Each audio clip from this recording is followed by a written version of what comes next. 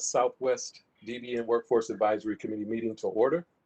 I want to definitely welcome all of our committee members and alternates who have joined us this afternoon.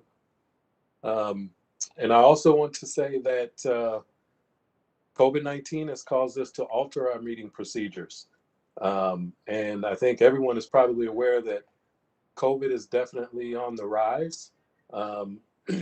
I've come to find out that we are on another list that I would never think and hope that we would be on, but we're leading the nation in terms of COVID cases. So that's not a good thing. However, the Metropolitan Council Chair has determined that it is not practical or prudent to conduct in-person meetings due to the pandemic. And the Metropolitan Council and its committees and advisory committees will conduct meetings in accordance with Minnesota statutes, section 13D.021, and members will participate by telephone or other electronic means. Given that it is not feasible for the public to attend these meetings in person, the council will permit pre-registered members of the public to comment during the public invitation portion of this virtual meeting. The public is encouraged to monitor this meeting remotely via our website and YouTube. The public may also submit comments to public.info@metc.state.mn.us, and we will respond promptly. And we'll put that up on the screen later in the presentation. Also, I'd like to remind everyone to please mute yourself if you're not speaking. And if you are having technical issues, let us know in the chat and we'll try to help you resolve them. And please close all other teleconference applications because we've definitely learned that that has an impact on the audio and visual quality. Also, this meeting is being recorded by the Metropolitan Council. Meeting handouts and presentations are posted on the project website at SWLRT.org. And with that, I will turn it over to Salima for the roll call. Thank you very much, Ashanti. We will now start with our roll call. I have accounted for a whole bunch of people, but I'll just let you know that I already see you. Barry, I see you. Eric from Hennepin County, I see you. Marvin Smith from NAMC, are you here? Sheila Olson from Goodwill Easter Seals, I see you. Julie Brecky from Hired, I see you. Alex Merrick from Twin Cities Rise, are you here? Tony O'Brien from Summit Academy, are you here? Mel Reeves or Maura Brown from Higher, Minnesota? Leslie, I see you from City of Minneapolis. Anyone here from Ramsey County? John? Anyone here from MnDOT? Mary Schmidt or Sheila? Yes, Mary's here. Welcome, Mary. Anyone here from Association of Women Contractors? Barb or Kendra? Barb, as I can see her on screen, she's waving. Okay, got it. Dale and Christa, I see you. Anyone else from Lunda? Katie, we see you from CS McCrossan. Chris and Mike Toney from APJV, we see you. Elaine and Salima from MDHR. Ashante, Sam, John, Mahad, Aaron, and Eli from Met Council. Anyone else from Met Council? Brian Renzel, Sam O'Connell. Got it. I got you. I see Brian from Ellis Black. Anyone else from Ellis Black? Have we missed anyone else whose name has not been called? Maura Brown has now joined, I see. Thank you. Thank you. Welcome, Maura. Thank you. Next, we will move to our meeting summary minutes, which are part of the handouts that we have provided today by email.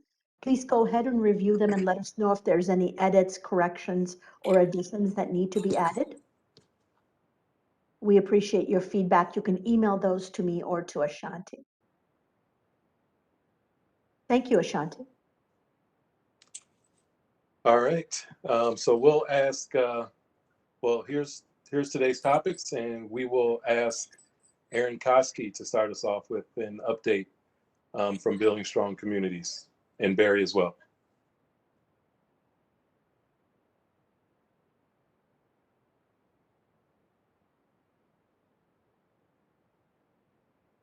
Greetings, everyone. I'm trying to get my video. There we go. Thank you for having us, and thank you for allowing us to go first on the agenda again. Again, Barry Davies with me, representing the building trades and the iron workers. He'll be jumping in when appropriate. This slide is familiar to most, and it captures the success we've had in this 2021 cohort in getting individuals, women, and people of color with no previous experience into a variety of apprenticeships. And the numbers there are reflective of both the diversity of trades and the diversity of our apprentices that we're proud of. And these individuals here, 3 of them, if not 4, are working on Southwest Light Rail projects for a number of subcontractors. So very excited. And also 4 of these apprentices are going to have the ability to have their employer, contractor, receive reimbursement when they work on council projects. That has now been approved and will be started this year and continue for the next 2 years. Next slide. And this is our just a chance now that we have 2 solid cohorts under our belt, and we look at the combined success of putting 30 apprentices into the workforce and the diversity of gender and ethnicity. We're proud of this, and we're very proud of the numbers. And for those who aren't familiar with the workforce, these type of success rate in the 20% from starting a total application is quite good, because this is not a handout. This is an opportunity and a chance to take advantage of the opportunity. So we're very proud of the success. And then, you know, I think it's the last time we'll focus on what's happened in the past, and moving forward at these events, Southwest meetings, we'll talk about efforts for the 2022 cohort, which will begin in the next 2 or 3 or 4 months. So thank you again for this opportunity. And Barry, please complete this update. No, I just, you know, this is what we've done up to now. 2022, we're beginning the recruitment stages and planning the courses and the dates and the training center visits. It's been expanded to Duluth and to Rochester this year, so there'll be a Metro cohort, a Duluth cohort, and a Rochester cohort. So all of that organization, putting all that together, has taken some time, but we're really looking forward to giving more people more opportunity next year. Any questions? Yeah, Barry, a question from to try to understand how your feeder pool is going, so that when you reopen next year, what are the ways in which the advisory can help identify candidates? That'll be much the same as last year. You know, they have candidates, they can steer them to the Building Strong Communities website. There's an online application. They can go in and share their interest, and we'll reach out to them and get them registered. Okay, so the website application is sort of the main, the mechanism. Another question from our group is can you give us a little bit of an idea of what trades they have been placed in? We do have that slide. I don't think it's part of this. Oh yeah, there it is. There's been 2 carpenters, 1 cement mason, 1 iron worker, 1 in the painters, 6 laborers, 3 operators, a plumber, and 1 sheet metal. That's the 2021 group. It's wonderful. The diversity of the trades is really wonderful. Thank you, Barry. Any other questions from the group? This is Jon Tao. I'm wondering, with the winter slowdown coming up, have any of the participants been impacted by that with their placements and all that? Well, construction is a cyclical business. You know, there's some layoffs, but you know, that's the job of the unions, is to keep the apprentices working. There's also opportunity when they're layoff for like laborers and operators to get into the training center and to increase their skill level. So, no more than normal at this time of year. I guess right now it's probably not as bad. It will get more so. A lot of jobs are trying to finish up, so they're still working pretty steadily right now. But closer to Christmas, there'll probably be some more layoffs, I would assume. And Barry, when they are in the layoff status and they go to return to the union hall to increase their skills, get some additional training, do any of those hours count towards their apprenticeship and graduation? Yes, they count towards their class work hours.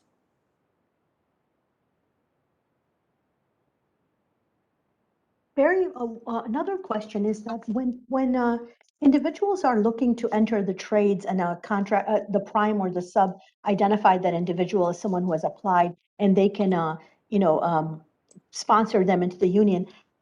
How are you separating people who are able to start without needing this formal program versus people who need this program? In other words, how do you avoid a situation where when a person of color applies, they're automatically sent to building strong communities instead of given an opportunity to directly work? I guess I'm not sure what you're asking. No one is held out from working because they're not part of the Building Strong Communities. Building Strong Communities gives them the opportunity to learn about all of the crafts, all of the trades. And part of that learning curve is to find out which crafts you need to be sponsored, which crafts you need to get into the apprenticeship before you go out to work. So that's all part of it. So no one would be kept out of, a contractor could sponsor someone whether they're in Building Strong Communities or not. It doesn't preclude them from joining the union or getting a job. This is just an opportunity for people who haven't been exposed to the different crafts to learn a little bit about all of them and then make a decision on what they want to do. Thank you for that clarification, Barry. The reason I brought that up is I just want to make sure that when we're referring our primes or subcontractors to identify candidates for the program, that we're thinking of it from the way you explained it, that people who want to be exposed to the trades versus the fact that they happen to be a person of color or a woman. Hey, Barry and Aaron, thank you so much for the overview and the update. Super exciting about next year's cohorts and the expansion to outstate.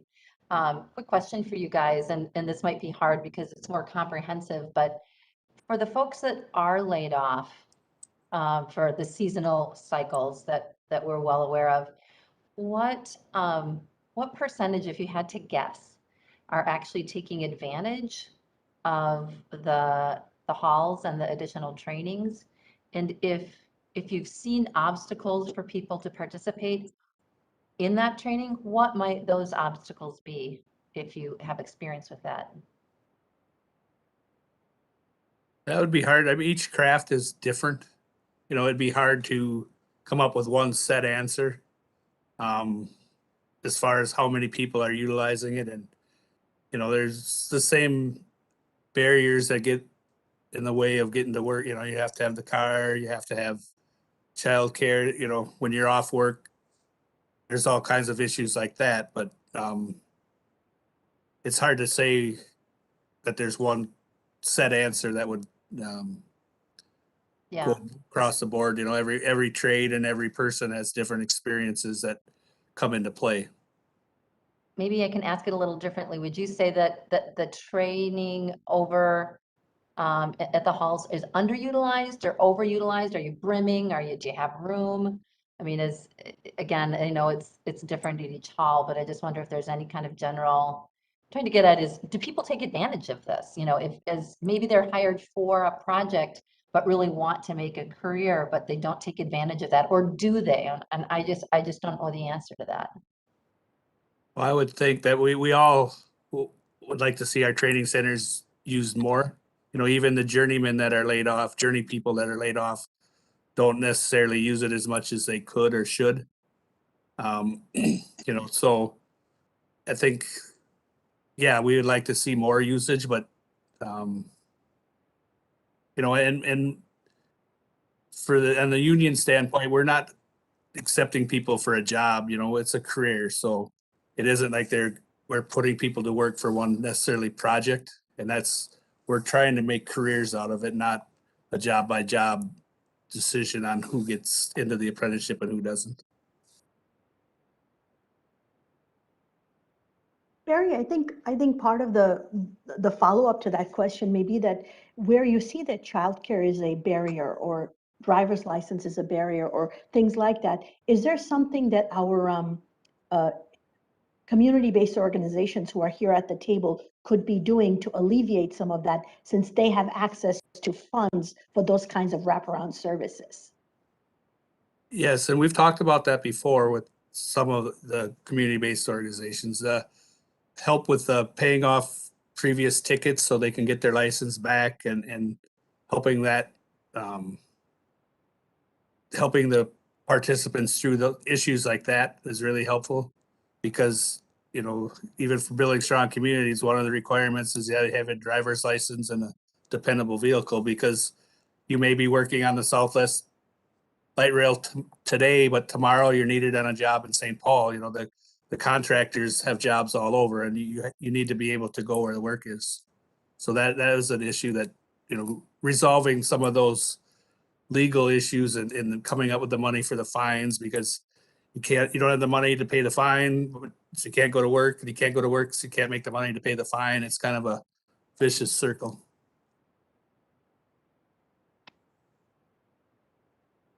Thank you, Barry. That's really helpful. This is Mary from MnDOT. I was going to ask if you could talk a little bit about the expansion to Duluth and Rochester, which are both really exciting to hear about that. Do you have to get like a minimum number of applicants and interest before you can go ahead with that training? And I'm assuming that the trades have facilities in those cities, which is also partly why you're doing it there, not just that there's you know, need for workers all over the state. And then I guess the last part would just be is if there's some way we could maybe help promote the opportunities in Duluth and Rochester, and be happy to do what I could there. Thank you. Okay. No real minimum. We're shooting for 10 to 15 participants to get through phase 1 into phase 2. You know, so we're going to do it however many we get, just because we've committed to expand it to a statewide program. We're shooting for, like I said, in that 10 to 15 number. There are training centers in Duluth. Some have them in Duluth and some have them in Rochester. Not all crafts have training centers outside of the metro. So the good part about, you know, the first half of the program is virtual learning, so they can everyone will be having class together at the same time, and then the training center visits and the training center experiences, we're going to do it a little longer this year at each training center. Those they're going to have to you know, like the operators, their training center is Hinckley. So if you want to be an operator, you're going to have to get to Hinckley. And for iron workers, we have a training center in Duluth as well, but not in Rochester. So any participants in Rochester that want to do the 5 or 6 day training in our training center will have to come to St. Paul to do that. And, you know, that's a fact of life too, once they get into the trades, that you're going to have, you know, the big saying is you have to go where the work is. So they're going to need to, person that lives in Rochester is going to spend part of their career working in the metro, whether they want to or not, just because that's how it is. You know, I mean, that's where the work is, and you have to go where the work is. So, you know, we're going to do our best to provide the training where the participants are from, but some of it's not going to be possible.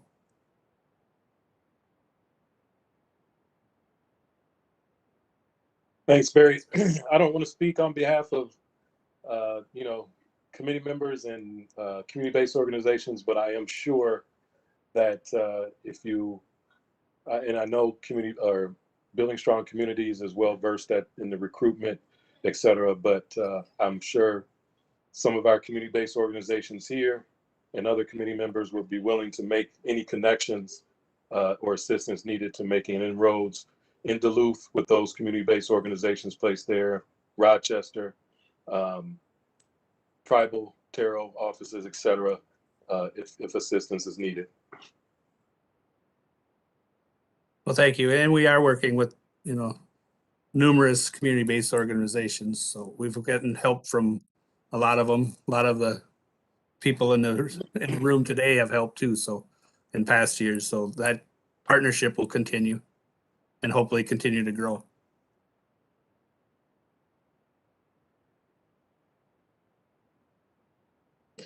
All right, any more questions for the Building Strong Communities group?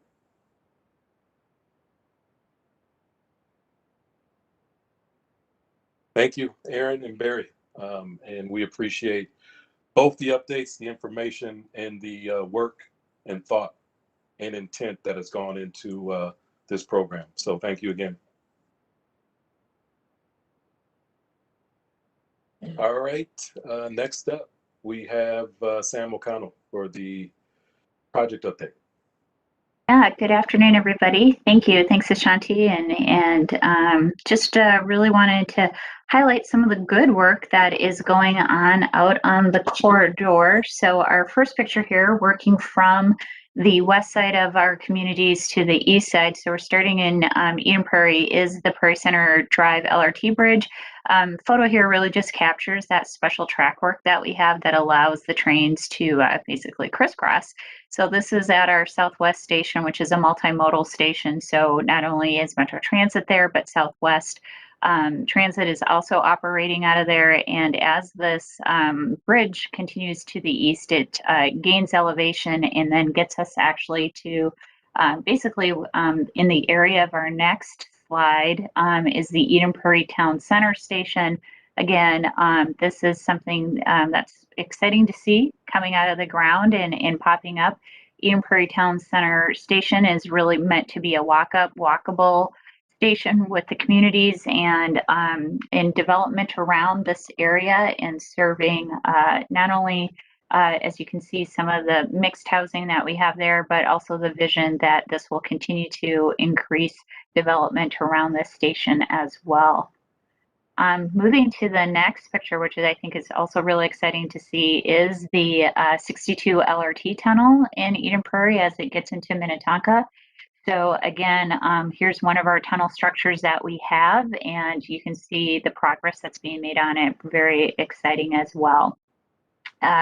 Moving into the next slide, you'll see again Shady Oak Station popping up here. So that's right on the border of Minnetonka and Hopkins, and kind of a dual planning program between the two cities to make sure that the development here works together, and really looking at the opportunity of maximizing folks coming in and out of this station in the future as well. Moving to the next slide. This is Blake Road, so this is in Hopkins. And I think it's not only an opportunity to see the construction, but just a nice reminder to let folks know that this underpass for the trail really allows folks to cross over Blake Road in a very safe way. So not only are we bringing trains, we're doing all this great work, but we're also increasing safety as part of this project, which is also very important. So you can see some of that work continuing in Hopkins. Moving to our next photo, we have the LRT tunnel in Kenilworth. Again, a lot of concentration of work here as this continues through the corridor as well. So you can see a lot of that good work in the excavation and moving through that area. Jumping over in the next slide to Glenwood, you see again kind of the construction and reconstruction as we build back the infrastructure in that area with our roadway and our LRT bridges eventually. But again, quite the site, quite the construction area as well. Moving to some of our communications and systems piece here is one of our TPSs. We'll have like 19 on the line, 20 in the Franklin facility. So folks know that these need to be installed. This is what converts our energy to power the trains. And so These are about a container, shipping container size, kind of those shipping containers that we've seen out at the ports. So we'll have these along the corridor. So once they're tested and brought out, then of course we'll be placing them within the corridor. And next photo is also, I think, kind of exciting and really making this come to life. And this is our rail control center. It's complete. This is a lot of the great work that's been happening over at Franklin as well. So it's becoming to life. Like, it feels like it's got some energy and it's beginning to breathe. So this allows our team to see where those trains are, be in communications, should anything be happening, and really just gives us that overview of the system of the light rail operations as well. So a lot of great work coming together here. So yeah, that gives you an overview of how much progress is being made on the project. Ashanti, I'll turn this back to you.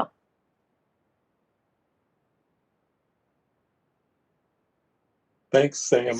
Any questions for Sam about the project? All right, I don't see any questions in the chat. So next we will move forward with DBE achievement reporting. Jon Tao. Thank you. All right, slide 17 right here.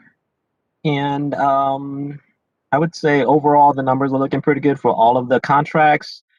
You will notice if you compare last month's to this month's, there are some changes to the individual contract amounts.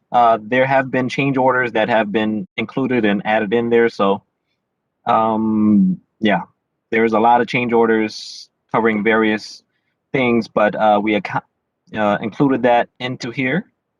And then another note or reminder is that the Franklin O&M project is wrapping up. And I'm pretty sure Ellis Black will provide us more of an update about how that is coming along.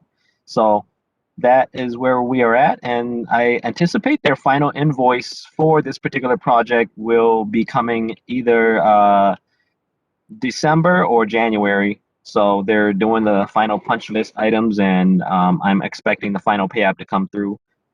And once that's done, for OYO, we're going to be doing a final memo to evaluate all of the participation for that particular contract and calculating a final achievement for that contract, similar to some of the other contracts that have closed. So that is my update for the DBE contracts.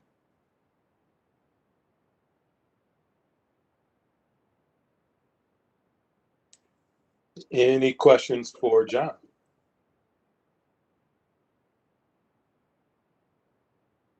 All right, if not, I see Christa is itching to get on and talk.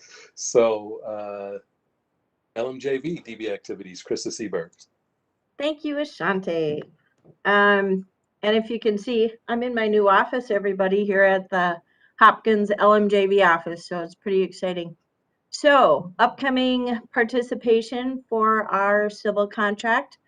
There's been a few people or a few companies, you know, that have finished up their portion of the work for the time being. So the list has changed a little, which is nice to see. So next month might even quiz you guys to see who you don't see on it.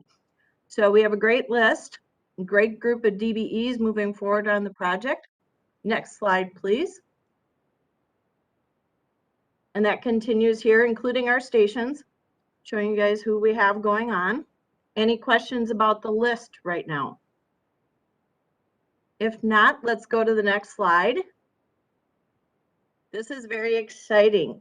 Don't have any pictures for this one, you guys, but what I'm doing this time, instead of just highlighting the DBE, I'm showing you guys a great partnership we have going on right now regarding the mentoring of our DBEs. We're highlighting Dionne Construction and their partnership with Hoffman and McNamara. Their scope of work is landscaping, and their current contract, as you can see, Hoffman and McNamara 1.3 with Dionne, you know, their second tier DBE having $520,000 of their contract. So 39% of the H&M contract is DBE participation for them. Overall, of course, it's not that big, but still, it's really great to see. So the thing to highlight, you guys, with Dionne is initially they were going to be a first-year contractor, okay? But Dionne, great company, Walter, I think his name, excuse me, they were unable to secure a bond alone. LMJV team with many different arms of the team, sitting with Dionne Construction with many different meetings, communications, emails with different financial institutions and such to see what can be done to ensure their participation in the project. The solution was to partner them with Hoffman and McNamara, which has not only enabled them to participate still in the project, but also to grow the strength of their company's capabilities in many different areas because of the mentoring that is taking place, that already has taken place, is currently and will continue forward, not just with Hoffman and McNamara and Dionne, but also with the LMJV team. So it is a really fun thing to be able to highlight the mentoring that goes on, you know, within the project. So I said, you know, as you see at the bottom, this is one of the many success stories I look forward to telling you guys about. Any questions regarding that or any adds to that? If not, we can go to the next screen. Christa, I will just say that I do think this is important, and I don't want to just gloss over it. I'm not going to, you know, get into all of the specifics, but, you know, there are often times where we talk about certain barriers to certified small businesses and participating on these humongous capital projects. And I think this is an example of working together, having conversations to ensure, one, that a certified small business was able to participate and also get some additional benefits in terms of the mentoring. I'm sure not everyone appreciates some of the scrutiny that we have to apply to this to make sure that, but that's also a necessary part of this as well. But I think this is something that we definitely should not just gloss over. So definitely appreciate this and the conversations and work that went into making this happen. Thank you very much for that recognition, Ashante. It's really for me to have jumped into the middle of it, you know, with that relationship, this specific one. It was so exciting to see what had already been taken place, you know, by the team without having to have somebody, you know, overseeing and babysitting, you know, I hate to say it, but babysitting. The team is already so proactive when it comes to our DBEs. So thank you very much. And I do mean, I cannot wait to highlight other stories like this, you guys. It's really fun. It's too bad sometimes when the negative pieces have to happen, but when you have a team working together, not just within the LMJV, but within all of our subs and with you guys, it's really fun to watch the successes. So what's really neat, it goes into my next slide, which was new for a lot of you. I just wanted you all to be aware of what the LMJV is doing regarding our DBEs. It's not just a writing of the check, you know, making sure the work's getting done. We have actually developed a plan moving forward and are going to get more detailed in it, but this is our overall picture. We will be ensuring that we host events, whether it be virtual or whatever, picture's still out there, that will provide networking and connections for our DBEs within our own joint venture here, the DBEs, subcontractors, government entities, community organizations, anybody that can help within our project and in the industry, help grow the strength of those DBEs.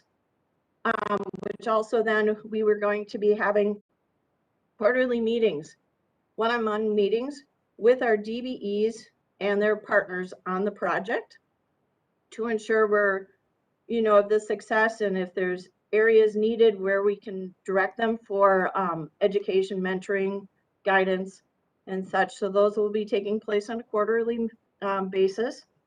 We're going to also be facilitating one-on-one meetings with the DBEs and the entities, kind of the next step of that quarterly meeting. You know, if there needs to be another separate meeting regarding a certain topic, we will make sure that those take place and that there's follow through, and that we will continue to host our DBE training opportunities on the light rail. And we are reaching out to our DBEs to see what those topics really should be covered. Instead of us picking a topic, really what do they need in regarding the mentoring and growth. So that is it. Any questions for now? Otherwise, I will hand it over to the next. Thanks, everyone. Oh, change orders. Whoopsie. I should do that earlier, you know, because I get so excited about the other stuff. I'm just kidding. As you guys can see, the change orders approved is a huge number. I sit right across the hall from our admin change order person, and holy moly, she's busy. But our DBE job to date participation is awesome, in my opinion.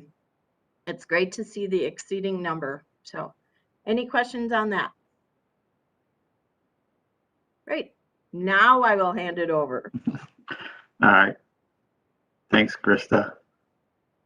Hello, everyone. This is Chris Gannon. I'm the PM for APJV. We're working on the systems project. First slide here, we have wanted to welcome, we have a new DBE firm that's part of our team, Mech's roll-off service. We have a fully executed subcontract with them. The dollar amount is relatively low right now, but we anticipate that's going to be getting larger as we move on with the project. So we wanted to welcome Mech's roll-off service to our team. Next slide, please. 1 month look ahead. Don't have a whole lot of field work going on for the rest of the year. We're going to start focusing on our material storage build out for our warehouse that we have in Golden Valley, where we're going to start storing material as it comes in. We're scheduled to have the first delivery of our substation 303, which is a substation that Gunner's providing. So that's scheduled to be delivered to the warehouse. And also we have our first delivery OCS poles from Carlos. That's scheduled to be delivered to our warehouse in the next month.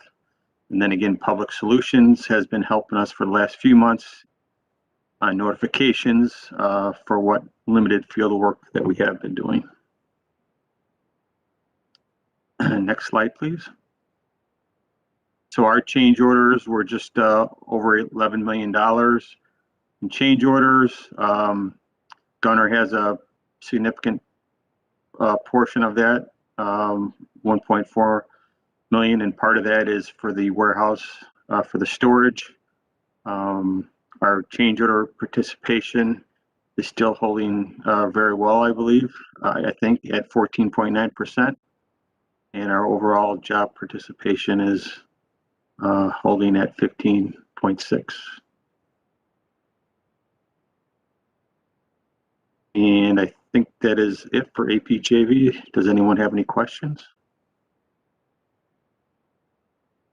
If not, we'll go to LS Black. Okay, this is Brian Leitch, LS Black.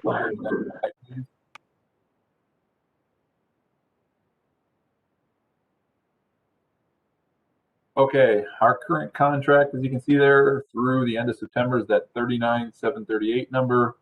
Our DBE team contract was 7.4, so tracking right at 19%. Then down to the bottom there, our build through the end of September there is 38.1, and our DBE team was at 7.2, which is also tracking at 19%.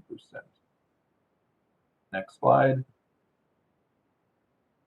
And then just an update, as John kind of mentioned at the start of this, we are very close, or if not at the finish line here. We're punch list on all the areas and substantial completion on most here at Franklin. So What's left is a minor crew, but we've got our mechanical team here doing training, getting things up to speed, getting our end user, the facility, trained in on the BAS and kind of how to operate our new systems. We've had our, as every project at the end has a painting punch list for commercial, so they'll be here till the end, kind of chasing blue tape, making sure everything looks pretty. And then a couple of the other ones just finishing up is always tile and stone or stone and tile there, cleaning up some bathrooms. And then we've had Deedzik out, kind of doing some miscellaneous caulking, getting some things prettied up here at the end as well. So as I mentioned at the start, we're kind of dwindling down, and that's the majority of our DBE team that's been on site here for the last couple weeks. Go to the next slide. I think that was it for now. Yeah, any questions about Franklin?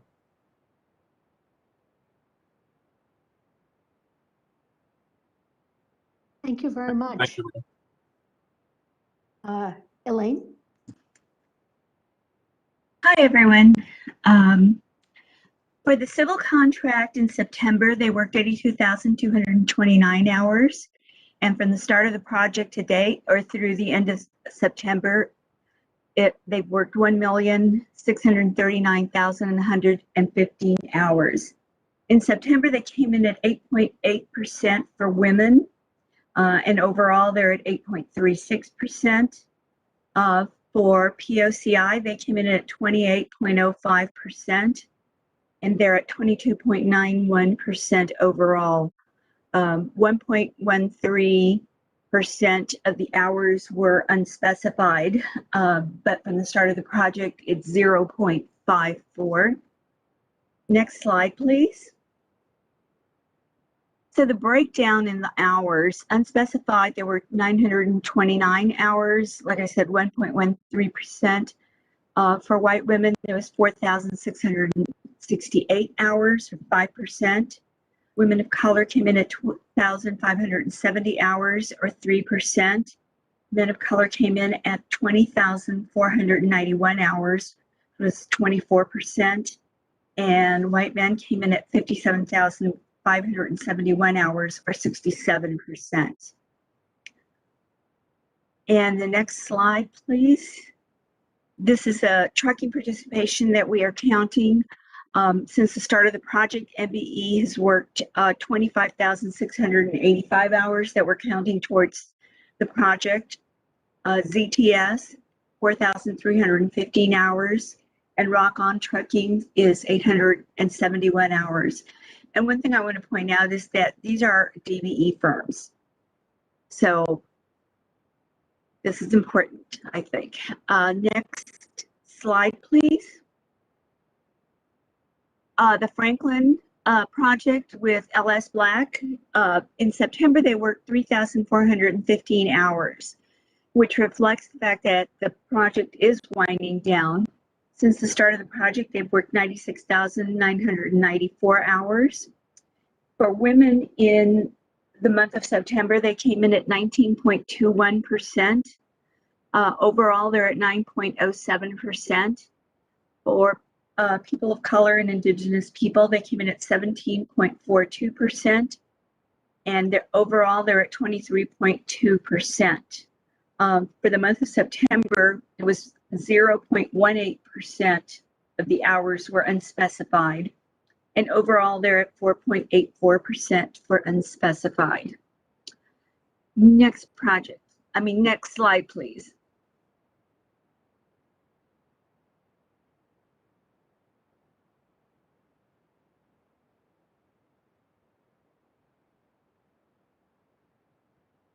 Jason, can you go to the next slide, please? Thank you. So here's the breakdown for the month of September. There were 6 hours that were unspecified, or 0.18%.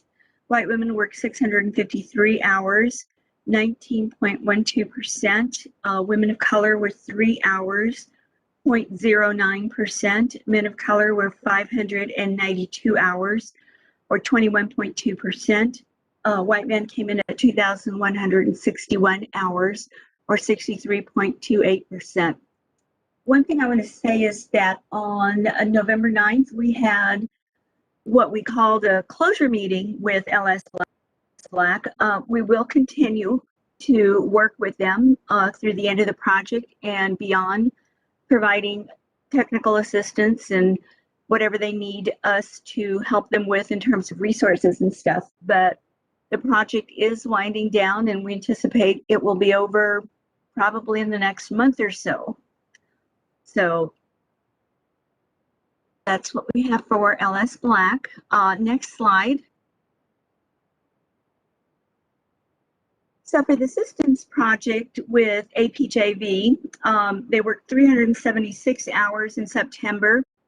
And since the start of the project of their project work, 1,253 hours. For women, they came in at 15.69%, and they're at 14.92% overall.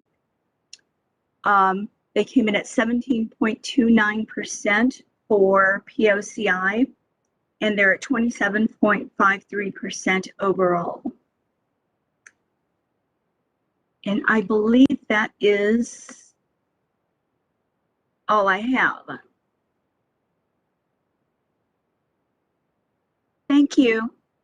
Thank you very much. Any questions? Christa, Okay. take it away. All righty, here we go. Next slide, please. As you can see, it's been busy here. We have our regular monthly meetings, not just with you guys, but also with our subcontractors. And so October we had that. We had our LMJV internal workforce review meeting with the different entities of our hiring and, you know, different things like that, our outreach and such. We were honored to be able to attend the annual Women in Construction Awards through Finance and Commerce. That was a very exciting evening, and very, very proud to be able to let those of you that don't know who the recipients were is one of our awesome DBE contractors on the light rail project here. Not only was the recipient of the Women Contractor of the Year award, but she was also named the overall woman in construction, and that's Jolynn Hansen of Hansen Custom Crushing. Our LMJV team has so many wonderful things to say, not only about the company, but also by Jolynn's leadership. So it's really, really fun to have her a part of our team and part of our DBE resources. So that was great. As you can see, there's other things in the works. You know, we've had meetings with various entities throughout the industry, being able to create action plans moving forward. So it was very busy. The other great thing, the first annual Construction Inclusion Week took place. That was awesome. There were so many great webinars that have takeaways that we're going to be rolling out at our toolbox talks for the field, for helping build that culture of care, respectful workplace that we stand behind and support, or stand next to, I should say. So it was great. Still more meetings with Mike, with Aldrich, and with Brian and those guys. Also with Brian Farmer and other union entities, Jenny and such. Again, creating those action plans of what we're doing moving forward. So next slide, please. What's going on now and what's going to be going on in December. You see, it's again, very, very busy. You guys this week, well, first of all, before I get to Apprenticeship Week, and I'm so glad that Aaron Koski brought up about some of the individuals that have graduated from the Building Strong Communities program. It's really fun to hear Global Specialties, one of our contractors, talk about the great apprentice they have that they brought forward from the Building Strong program. They cannot wait for next year's class. So it's really fun to have a subcontractor come to me and talk about what a great program it is, which I already agree and support. So, but National Apprenticeship Week has been very busy this week. And I do want to say today, I attended a web panel, a virtual panel that was probably in my 15+ years of doing diversity for construction was probably one of the best ones. And it was the panel that was celebrating National Apprenticeship Week, but also Women in Apprenticeship Day today. The Women Building Success, along with the Building and Construction Trades Council, had panel attendees, or people, and the presentations that they gave, the takeaways for individuals regarding why going into the trades is a great option were great. But the best part about it, they had videos of the apprentices and others, working in the various trades. Those videos, I would love to show to every single high school student, junior high and high school student across our state. It was encouraging. I wish I was 20 years younger. You'd lose me and I'd be out on the field. So anyways, great event. And again, moving forward, there's so many fun things in the works. Most of you, if you haven't looked at your email from me today, I highly recommend you do. We are doing something wonderful, and the idea came about because of Apprenticeship Week, but I'm the type of person that I like to celebrate something important all the time. And I think our relations between our apprentices and their mentors is something that needs to be recognized more often, especially the mentors. I think that's a key to the retaining of great apprentices. And we started today celebrating ours. We have two that we're highlighting this week. Today was a young gentleman, he's a laborer, that was highlighted, and his mentor. They're on the civil portion of it. Tomorrow, I'm going to give you a heads up. Look for this individual. We are highlighting an amazing cement mason, Alexa Goodsky, and her mentor. I wish I could just show you a peek of their picture, because you're all going to get a big smile when you see them. But the great thing I want to highlight about Alexa is, number one, the cement mason's awesome training program that they've had for a few years now. And to also highlight the fact that Alexa is the second in her family to join the cement masons. Marissa Goodsky was the first during the state capitol project. So it is really exciting to have her sister on our project now, and to be able to see that family and the relationship within the industry grow. So I could go on and on, you guys, but just a couple quick highlights. We could go to the next screen, please. These are a few of the things, and I did send out, and I can give more information when people want it, but one of the things we're going to be doing a lot more of moving forward with our subcontractors is doing a check with them each month, seeing how they're doing, where they're at, where their needs are with help and stuff, and hoping giving them help. So we have grown our monthly workforce participation report that we have our subs turn in on a monthly basis. And not only are we asking, where their numbers are, but we're asking about their new hires, their new transfers, and also who has had, the numbers that have had to leave in the previous month too. So we're able to kind of watch, and we'll be able to graph it for you guys to be able to see the trends and everything. And then the second page of that document is, of course, regarding their good faith efforts. Go to the next slide, please. And this is something that is attached to that each month. This is our good faith effort log that we are asking from each one of our subcontractors to be submitting to us on a monthly basis. This shows that they're tracking of their good faith efforts, not just necessarily on the project, but as a company as a whole. Not only are we doing this with our subcontractors, we've also rolled out this form to every member of the LMJV to have it either on their desk or on their desktop, and for our team, to come to me with their good faith efforts also. It isn't just me. You wouldn't believe how many people we've involved. Any questions regarding these two reports, or these two documents, I should say? If not, next slide, please. Here is our, Selima, I got it in on time. Late, but on time. Here is our new hire / transfer for this last, the last time. And I have to admit, you guys, we were a little late, but we had at Lunda Corporate a transfer. We have a new HR person. So this poor girl just jumped right in and she got it. So What's great, you guys, take a look at this. New hires is only one. It is a rehire, though, of a POCI male, and our transfers are 19.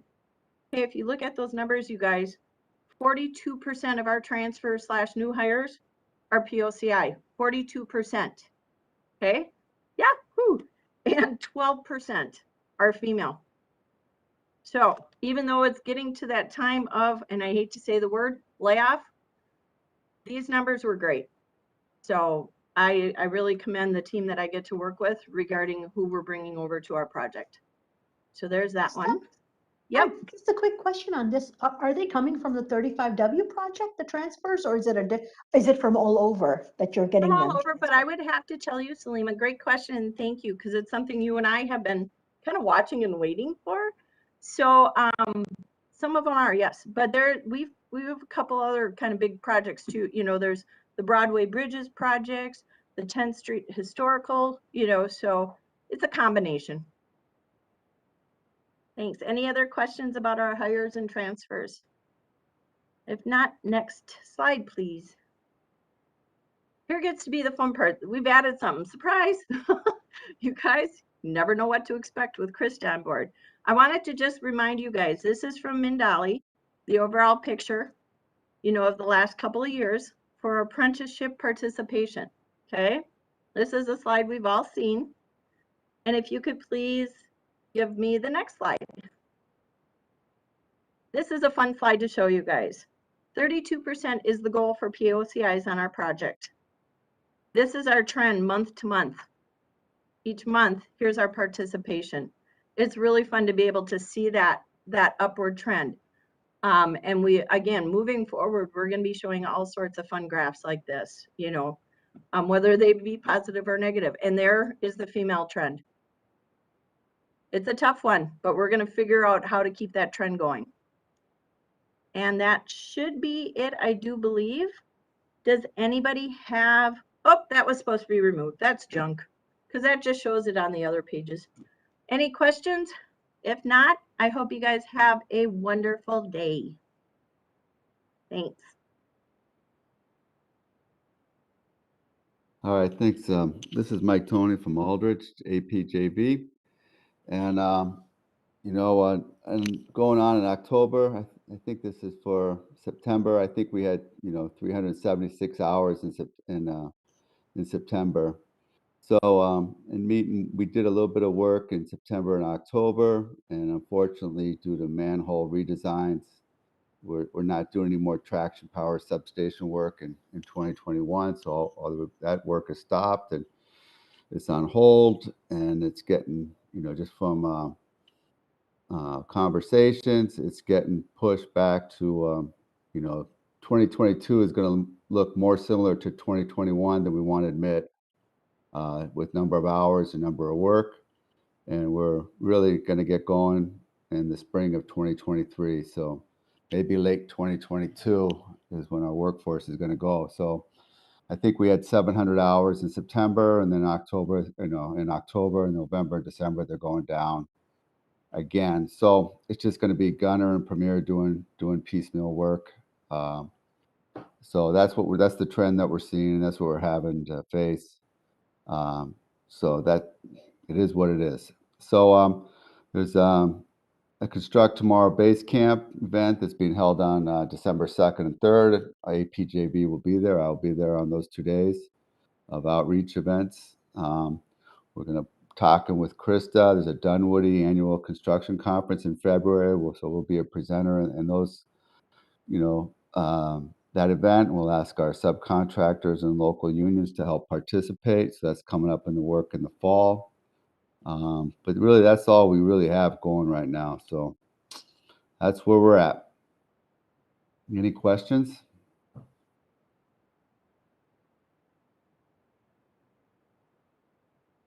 Thank you, Mike. Really appreciate it. Okay.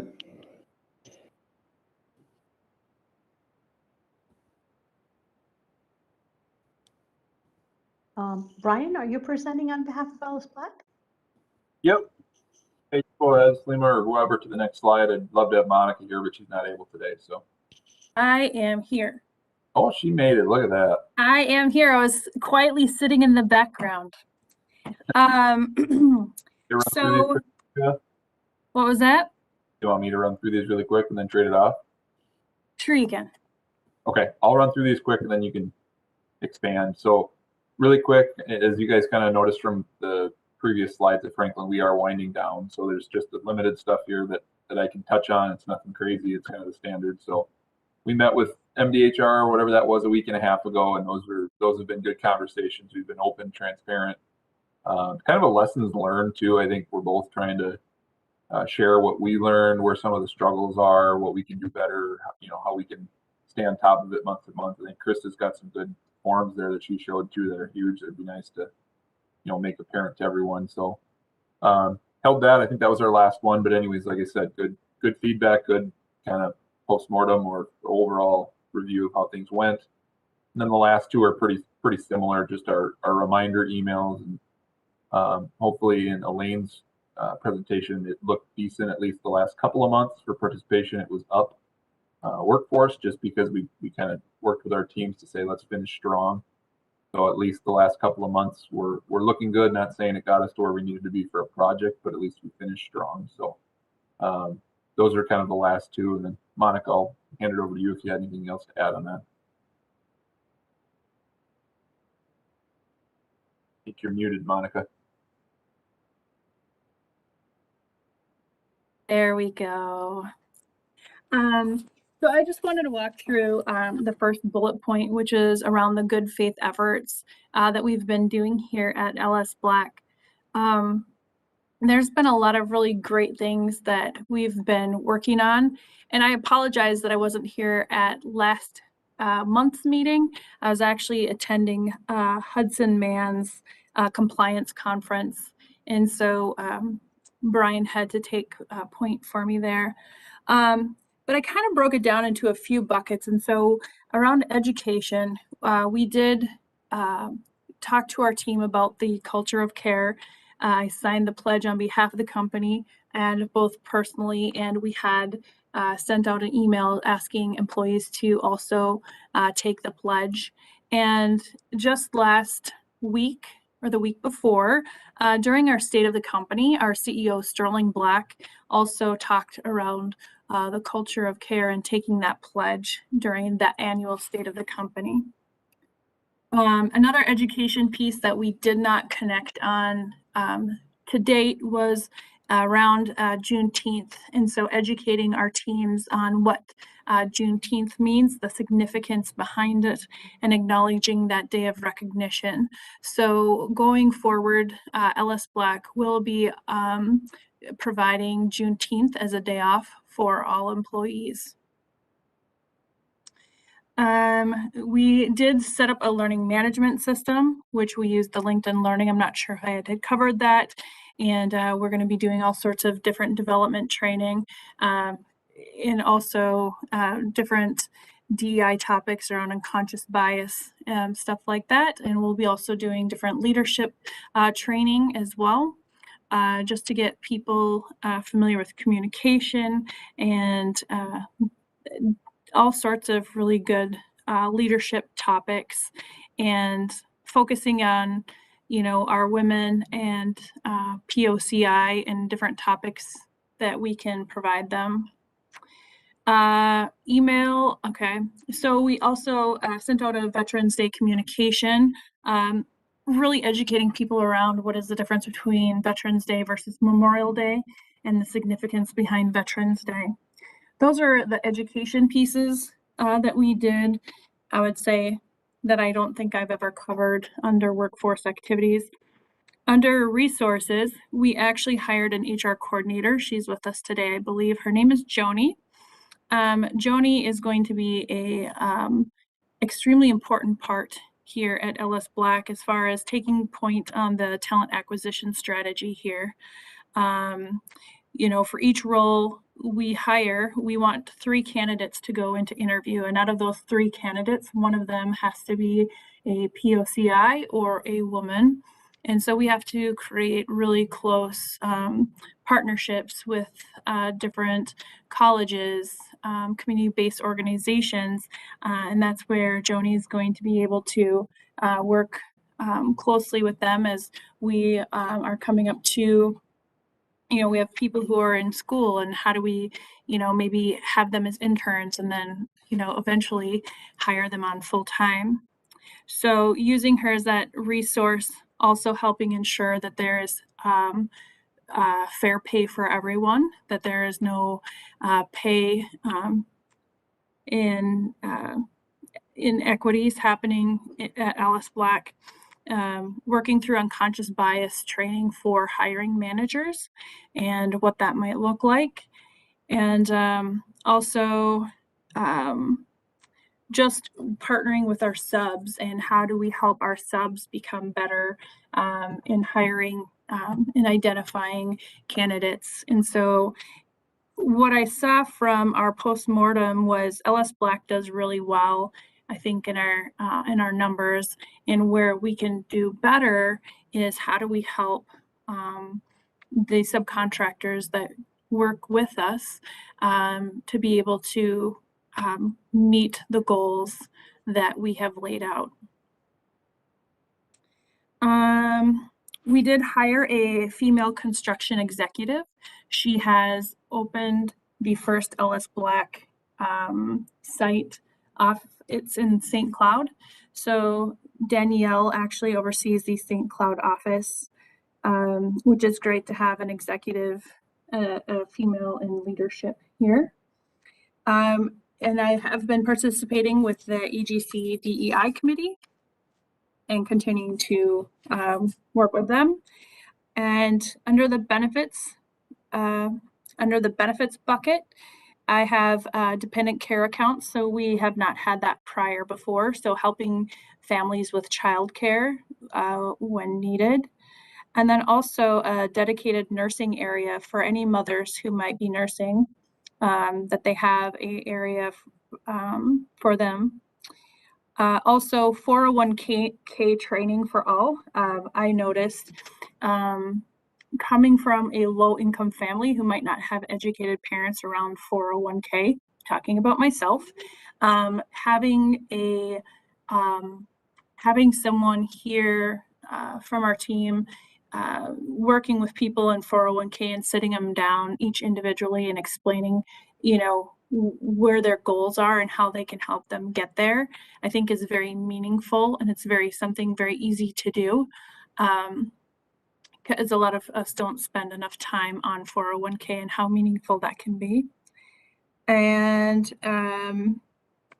under accommodations, we actually had a female in the field who was unable to work on site, and she was going to quit, and I spent time with her, and we were able to make an accommodation for her to keep her on staff and working in a remote capacity. So just identifying, why do females leave the industry, and how do we help preserve them in this industry and make accommodations for them. We also had another female person of color who we made an accommodation for and provided a 1-month sabbatical so she could travel back to her country. And we'll be able to backfill her role as she's gone and help her through her time that she gets to go back and see her family. She hasn't been there for 5 years, so that's exciting. And one of the other things that I missed, but Joni will also help to make sure all of our job titles are proper. So right now we have foreman, so that foreman will be changing to foreperson. And so we just want to make sure that we're inclusive in any of our titles and in the company here. And then the last one is around volunteerism. And so we've done a few volunteer events with different disabilities group and helping, provide a safe space for people with disabilities to be able to go outside. And so that's been really fun to be a part of. So we have been working on a ton of things. We have a ton of other things in the pipeline. We want to be a great place to work and for everyone. And so Joni and I have quite a few work streams ahead of us, but we're both driven and are excited for the next chapter. Any questions? I kind of went through a lot of stuff, and I don't know. I kind of went through everything that we've been working on recently. Monica, there's some great feedback in the chat, just commending you for all the initiatives that you've just talked about and how exciting it is to hear about them and to hear the specific examples, which is extremely, extremely helpful. Any feedback or questions for Monica? Well, thank you so much. And we've really appreciated having the closure meeting on the good faith efforts on this particular project with Ellis Black and all the efforts that you have underway to address them, which we really hope will make an impact on your subcontractors. As we've always noticed in this group and, you know, at MBHR, Ellis Black itself is doing really well in its workforce participation. But it seems that the subcontractor effort is where, you know, more attention needs to go. And thank you for all that you're putting in place for that.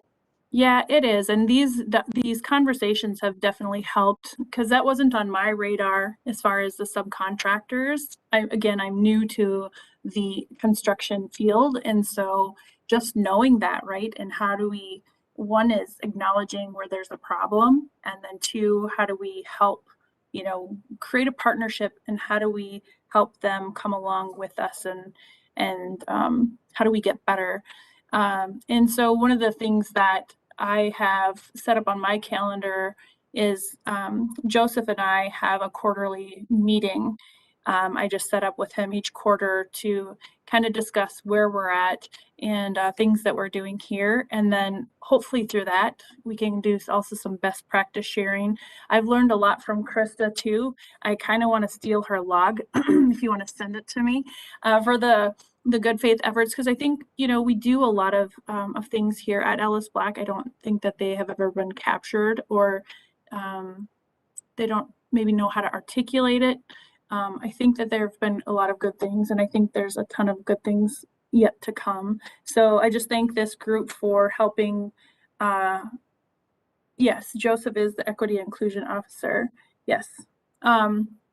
So, you know, I think that, you know, when we become educated, we only become smarter and stronger. And so that's where I really liked being a part of this group and learning, hey, what are other folks doing? Because why I went into such detail is, you know, why recreate the wheel when we can, you know, share best practices and take them and see, is it something that can fit within this organization? There's some things that I can take from Best Buy, and there's some things that I can't because it's such a large organization.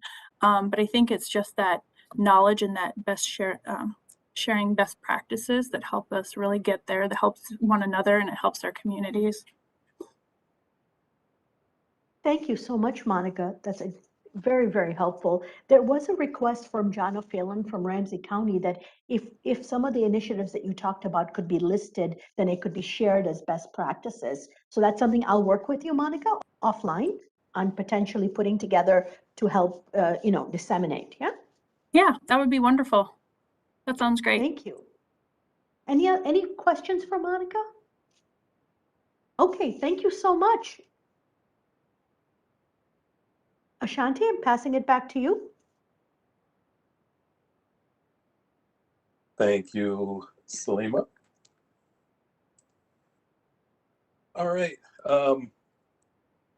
We have had some conversations over this past year, and then also just through the survey work that we did to survey committee members. There was one of the key themes that we wanted to discuss today was our charter and membership. Starting with, there was an expressed desire by committee members, again, through meetings and survey, to expand the role or expand the membership for the trade unions. Barry's participation has been greatly appreciated, and he has been dedicated in attending, but there has been a desire expressed to extend or expand participation for the unions. And then also we have some members from key areas that have been inactive. Specifically, the one that stands out is from our economic development contingent, which META has been participating for a long time. And they have not been active and have not been responsive to our attempts and requests to re-engage or to gauge their interest in continuing. So we figured we have thought that is a critical component to this work, and the work that organizations like META do to assist certified small businesses in general, in technical assistance, economic development, financial literacy, all of those that I've covered. So, and then just any conversation or thoughts about any expertise that we might be missing in this committee. So with that, what we want to find out is, and we want to hear through discussion, really everyone's thoughts on this, and then also resulting what we are recommending is that we put together a recommendation that would go to the chair, who has the discretion and authority to make those kinds of decisions. And I will ask if Salima has anything to add. I kind of stumbled through that. Yeah, no, thank you so much, Ashanti. I think you mean Commissioner Zelli would be the one in the end making the decision, taking our recommendations. What did I say? Yeah. Yeah, the chair. I just wanted to make sure that you meant Chair Zelli. Yeah. Yes, So yes, Chair Zelli. Yes. Yeah, yeah.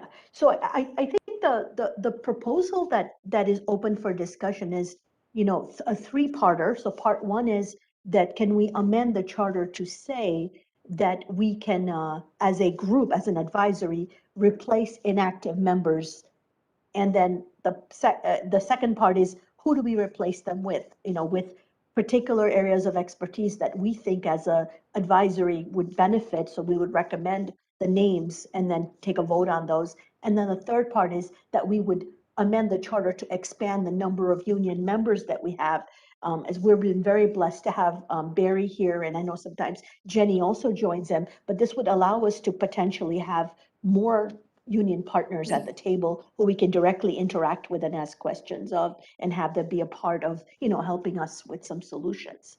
So it's a three-parter, and if it helps, we can break it down by just starting the conversation with, are we as a group open to amending the charter to replace inactive members with other members?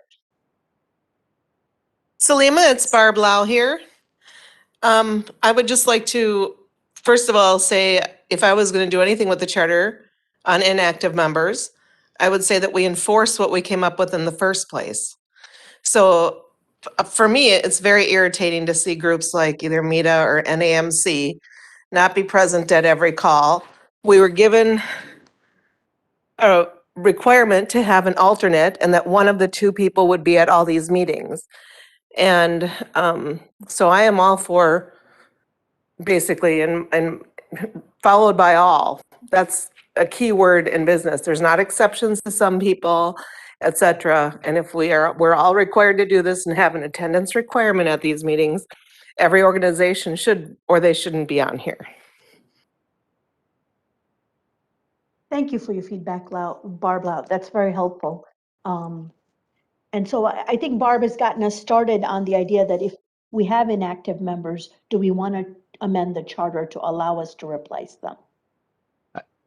I know this isn't a motion. This is John O'Phelan, but I do second what Barb just said. And I would love to see also some increased union participation. I think that always helps with the trades and discussions that sometimes we run into. Thank you so much, John. Is there anyone This is who has Maura. a different point of view? Hi. Hi, this is Maura. Has there been conversation with the organizations that haven't been attending about their reasons for not attending? I just want to acknowledge and honor that we've been through a really unusual time in our lives over the past year and a half, and I don't know what's going on in those organizations. Thank you. That's a very, very thoughtful of, yes. So we have, in some cases, you know, COVID may have had an impact because there were organizations that actually had to shut down for a period of time where they couldn't answer the calls and, you know, they were out of the office. But having set that aside, I can speak for MEDA because I've been responsible for contacting them. We just haven't been able to get them to identify a replacement. And with NAMC, I think we have the main member, you know, serving on this, but there is no alternate identified. Ashanti, do you have anything to add to that, or is that your assessment too? Yeah, that's accurate. I mean, I guess media is, for lack of a better term, media has been non-responsive to our outreach, and then yes, NAMC participation has been sporadic, I think at best, and again, we don't have an alternate identified for them.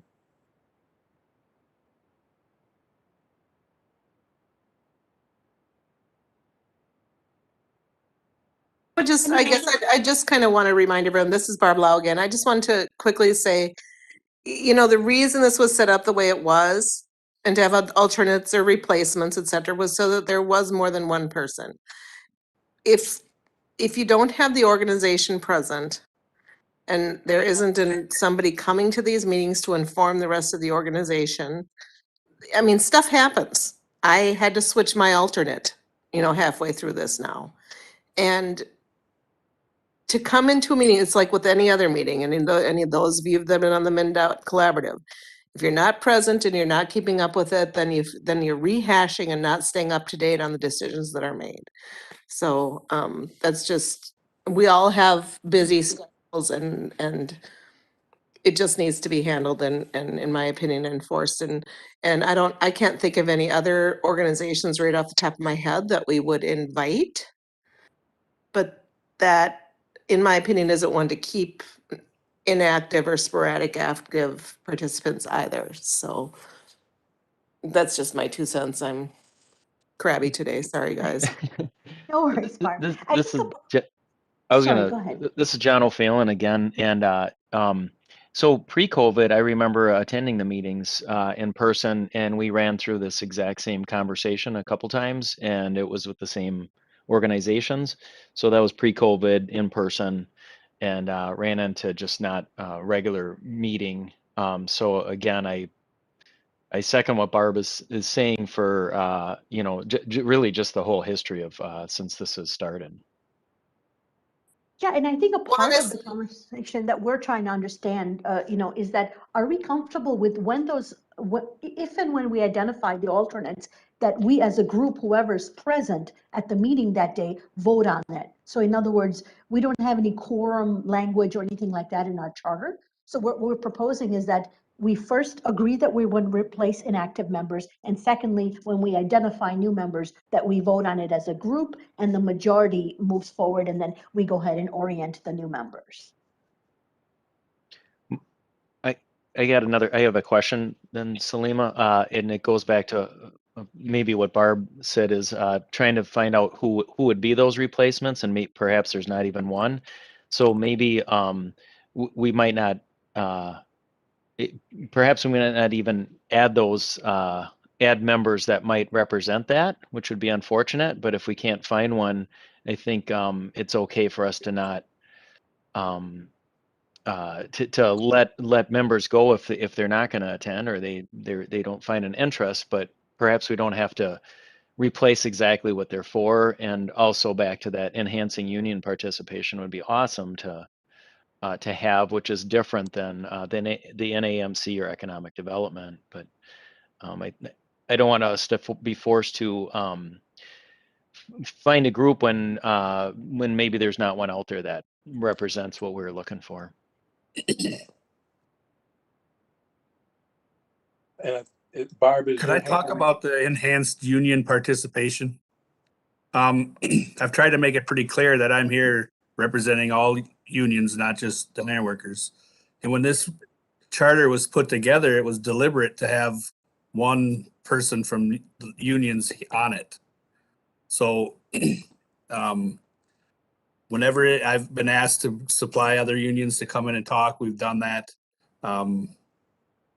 So are we going to change the charter? It was written with only the intent of having one union voice to even out so that there wasn't an overabundance of union people in the room. So is that what we're trying to change that and go back to a different method or a different policy for the charter? Because I wasn't around when it was created, but I was told that, you know, it was intent to only have one union voice on the board or on the committee. So now we're changing that. The reason there's only been one union voice here is because that's what the charter said. It isn't, you know, I guess I'm confused on what it is that we want to do. And to me, that would be another charter change. Yes, I think that's what we're discussing. Right now we're opening up the conversation. But yes, the actions that are on the table for discussion are multiple or threefold. One is to amend the charter to really to remove members and also replace, and then to amend the charter to expand union participation. So I think we're just getting feedback, having that conversation. That perspective was definitely valued and appreciated, Barry. So at some point, we want to get to something that we can recommend and take a motion on and a vote on. And again, it's twofold. One, taking a motion and a vote on amending the charter, and then how we would want to amend the charter, and then two, we want to take ideas, nominations, recommendations for additions and or replacements. And I say additions and or replacements just because just internally, conversations based on the charter and the workings, I was informed that it would probably be much easier to add versus remove, but not impossible. So yes. Barry, I would like to give advisory members who have also served on the previous LRT advisory, maybe to speak a little bit to the request of expanding the union space, because our understanding is that in the previous advisory, having more union presence allowed for certain solutions or certain problem solving or ideas to come forth that because everybody was at the table. And I think that's where that comes from. I don't know if Mel is here or others may have a perspective on that. I'm not saying that that's not true, and maybe it would be, but I'm saying that it was deliberately set for one labor because there was too many labor representatives on the last the last board, the LRT committee. It was seen that there was too many labor on there. Now halfway through this one, now we don't have enough. So, I mean, I'm not opposed to getting more union representation on here. I'm just trying to say that it was deliberately that there's only one. There's a reason there's only one person here. And that's because it was a decision that was made when this committee was set up. So Barry, if there is an interest from other members to expand, that would be an amendment to the current system. So would it be all right? I just wanted to know if there were other members who might have a perspective on that. But I hear you loud and clear, Barry. Thank you. I could add a little perspective. I think what you said was right, and I think Mel remembers this too. I was on the first LRT, and Barry, you're doing a heck of a great job. I mean, you're going to bat for, I don't know, 12 plus trades probably out there. And I remember typically 4 to 6 union reps, whether they're JATC or business agents, would show up every month. And I think sometimes it just kind of what Salima said, it just would, if there was a question, that trade could answer it quickly instead of let's wait and in 2 months let's get another panel of our union folks back and we can ask those questions. So it seemed to like take care of some immediate questions that sometimes arise. With that said though too, I mean I can't say that you're doing a heck of a great job. So it just felt like and this wasn't my idea. I didn't bring up the enhancing union participation, but I remember the last one, it did take care of issues quickly. And if this helps too, the last 2 or 3 articles I've noticed that people send to me across the nation, it's always about what the unions aren't doing and what the contractors are doing. And I get a little worked up about that because I do back a lot of the work that you guys do to train people and the apprenticeship programs. And I think sometimes our public sees that it's the union's issue about this diversity. And sometimes when you hear a more global voice or more voices of the work that all of you are doing, we get to equalize the work of diversity that goes past just the unions. I'm thinking about this Boston article lately. And my rebuttal would be that we also I'd like to hear the voices of the people who are working to bring in the diversity of the workforce. You guys are doing a heck of a job doing that too. We need our contractors to retain and keep them and do the work that I've voiced many times, and I've slowed down now. But that's my 2 cents worth. But I did think it did help to take some immediate stuff where sometimes you guys you can't always answer everything for every trade. Thank you, John. Anyone else on the advisory have a perspective they'd like to discuss now on these issues?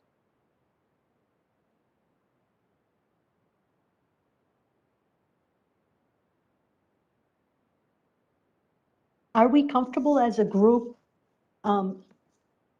recommending that we write something up to present to the group to vote on for the next meeting that would address potentially amending the charter, at least for the issue of replacement or addition of the new membership to replace inactive members? Are we comfortable with that part?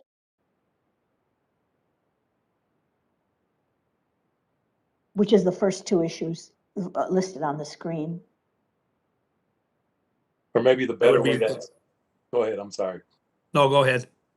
I was going to say maybe the better way to ask it, is there anyone opposed to us kind of writing up, drafting something that covers amending the charter for these purposes?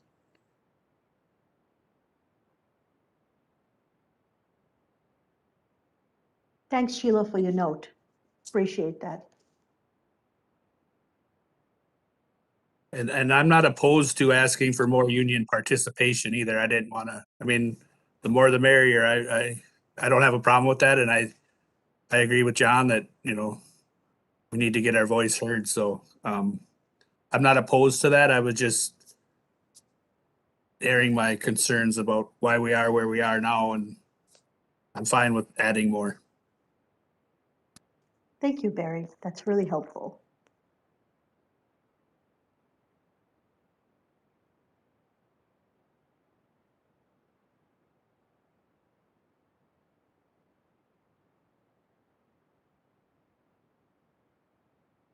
Thank you, Julie. Sheila wrote, I'm comfortable with that. Julie wrote, I'm not opposed to staff drafting action for review at a future meeting. Thank you, Sheila and Julie.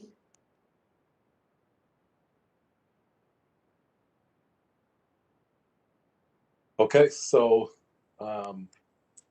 Salim and I will get together, and it's not going to be anything fancy. It'll be probably 3 bullet points, and you know, we can discuss and review at our next meeting. Thank you, Ashanti. That's great.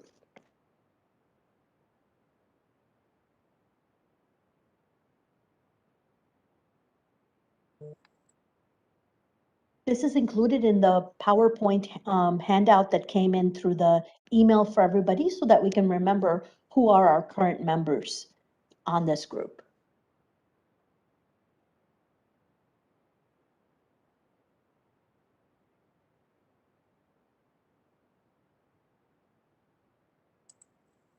Thank you. I think we can go to the next slide. At this time, we permit a certain amount of time for people from the public who would like to provide their perspective or their feedback to our advisory. John, do we have anybody registered for today? No, we checked and there was nobody registered. Okay, thank you so much. Thanks, John. Yep, thank you.